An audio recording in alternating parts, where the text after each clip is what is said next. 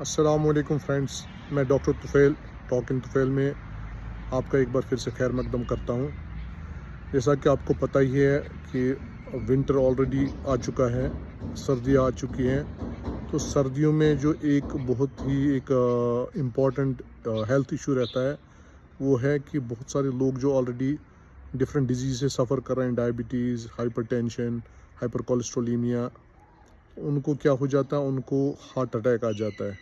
तो आज मैं आपको एक सिंपल सी में जो है रेमेडी बताऊंगा कि अगर किसी को हार्ट अटैक आ जाता है तो कैसे उससे निपटा जा सकता है घर में ही इनिशियली। तो क्योंकि इसका तो असल में विंडो पीरियड एक होता है, क्रिटिकल पीरियड होता है जिसमें जो पेशेंट है वो हॉस्पिटल पहुंचना चाहिए। ऐसा नहीं है कि उसका इलाज पूरा घर में ही होगा, बट जो है उसका जो कॉम्प्लिकेशन का जो है वो डिले हो सकता है इस ट्रीटमेंट से जो मैं आपको बता रहा हूँ।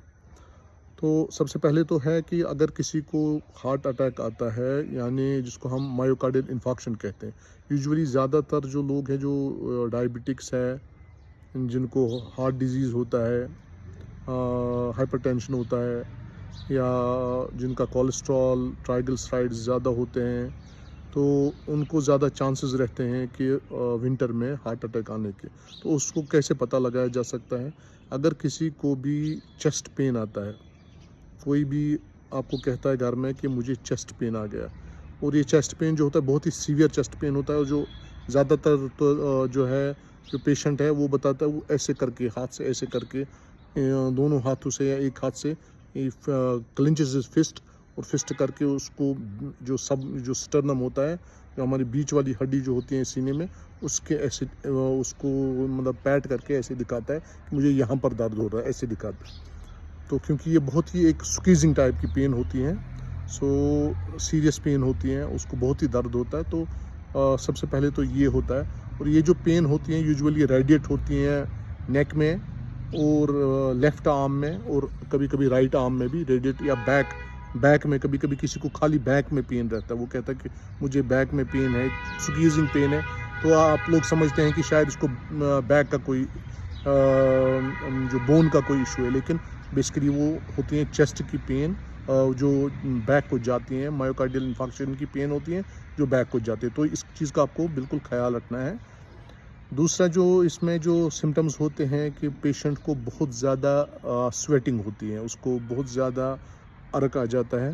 तो ही complaints of severe sweating, although बाहर से बहुत ही ठंडी होती हैं, माइनस टेम्परेचर्स होते हैं, लेकिन उसको बहुत ज़्यादा स्वेटिंग होती है। ठीक है, हेड में, फोरहेड में, फेस में उसको बहुत ज़्यादा स्वेटिंग होती है। दिस इज़ अनदर सिम्टम कि उसको हार्ट अटैक आया है। Then there are other symptoms कि उसको ही इज़ फीलिंग नाउशिएटेड, उसको मतलब उल्टी लग रही है, या उसको चक्कर जैसा लग रहा है। तो these are some of the symptoms जो आपको यू हैव टू रिमेंबर कि अगर घर में किसी को भी आते हैं तो इमीडिएटली यू शुड अंडरस्टैंड कि this could be a myocardial infarction, यानी हार्ट अटैक हो सकता है। सो ऐसी सिचुएशन में आप क्या करेंगे? जो क्रिटिकल पीरियड है वो है, इसमें 12 आवर्स का क्रिटिकल पीरियड होता है। अगर उस टाइम तक आप पेशेंट को हॉस्पिटल पहुंचा देते हैं तो उसमें जो है जो कार्डियक इंटरवेंशन है, जो हमारे जो कार्डियोलॉजिस्ट करते हैं, तो उसका क्लॉट जो रिमूव करते हैं, तो दैट इज़ पॉसिबल। अगर आप उसको क्रिटिकल जितना भी जल्दी आप ले जा सकते हो उतना, लेकिन वो विंडो जो है 12 आवर्स की है, बट उससे पहले पहले जितना भी जल्दी आप ले सके, 2 hours, 3 hours, 4 hour, as soon as possible chest pain, कोशिश करें कि उसको जल्द से जल्द हॉस्पिटल पहुंचाए। पर इस पीरियड में आप क्या कर सकते हैं? अगर आपके पास 4 ड्रग्स अगर आपके पास, आप हमेशा घर में रखिए। इसके लिए आपको डॉक्टर से पूछने की ज़रूरत नहीं है। अगर आपको ऐसा कुछ लगता है तो आप पेशेंट को दे सकते हैं। मीनवाइल अगर आपका कोई जान पहचान का या रिश्ते में या कोई भी आपका डॉक्टर है, आप उसके साथ फ़ोन पे बात कर सकते हैं। अगर आपको ऐसे सिम्टम्स लगते हैं, कोई एल्डरली है पेशेंट है, आपको लगता है ऐसे सिम्टम्स हैं, तो आप क्या करेंगे? सबसे पहले उसको जो है आपको आपके घर में होना चाहिए एस्प्रिन। जो एस्प्रिन जो डिस्प्रिन करके आता है, जो डिज़ोल्व होता है वाटर में, फिल्म कोटेड नहीं होना चाहिए, ये डिज़ोल्वेबल होता है चाहिए। तो आपको उसको लोडिंग डोज देना है 375 मिलीग्राम, इसका लोडिंग डोज है। आप लोडिंग डोज एस्प्रिन घर में जो होता है, जो सर दर्द में भी कभी यूज़ होता है, तो आप उसको 375 इमीडिएटली उसको एस्प्रिन दीजिए। इसके लिए आपको डॉक्टर को पूछने की ज़रूरत नहीं है।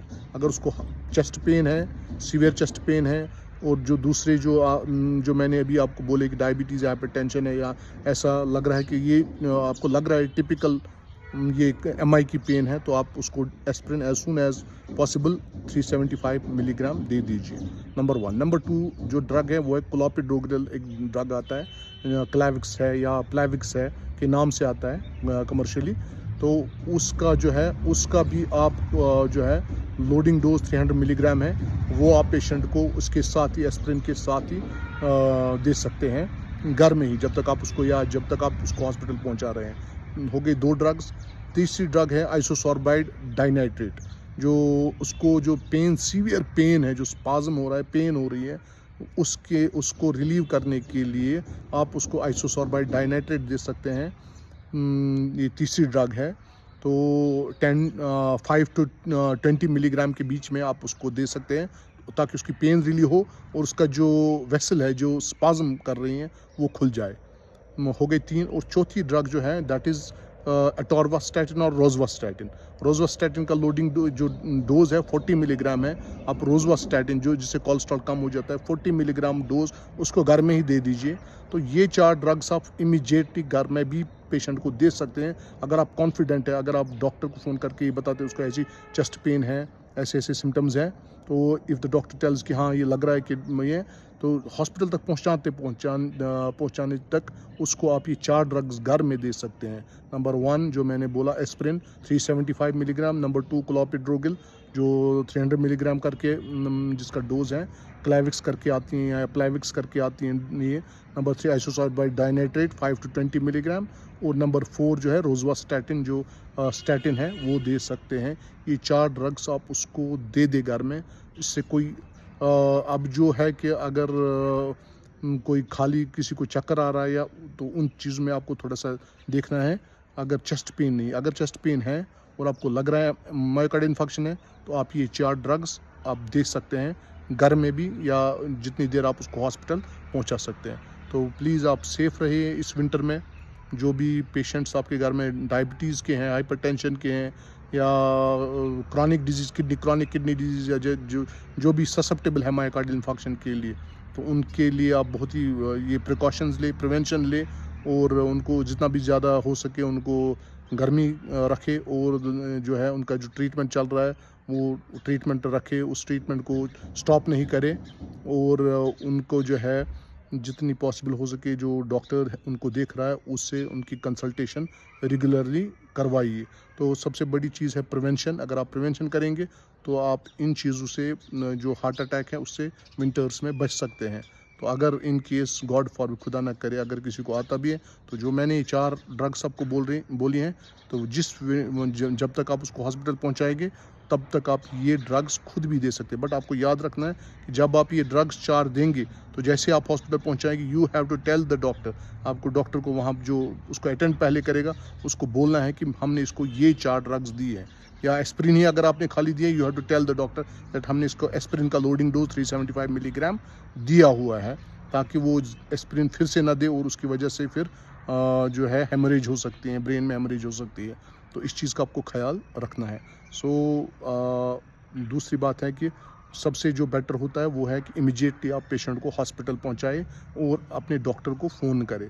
तो इमीडिएट जितना भी इसमें जो क्रिटिकल पीरियड होता है वो उसका ख्याल रखें।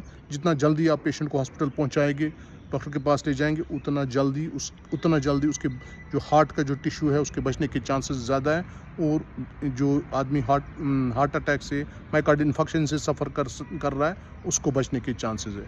तो थैंक यू वेरी मच। और मेरा जो ये वीडियो है आप इसको शेयर करें ताकि बाकी लोगों तक भी पहुँचे, और मेरे चैनल को भी आप फॉलो करें। Thank you very much. अल्लाह हाफिज़। अल्लाह निगहबान। अस्सलाम वालेकुम।